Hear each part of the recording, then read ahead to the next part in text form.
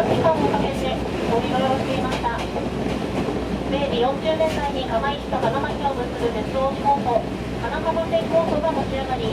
最初運転より工事が着工され、さまざまな混差に遭遇しながら、花巻から国民峠間の岩手県民鉄道が開通したのは大正4年11月のことでした。昭和25年に最大の難関である足ヶ瀬から陸中大橋間が開通し、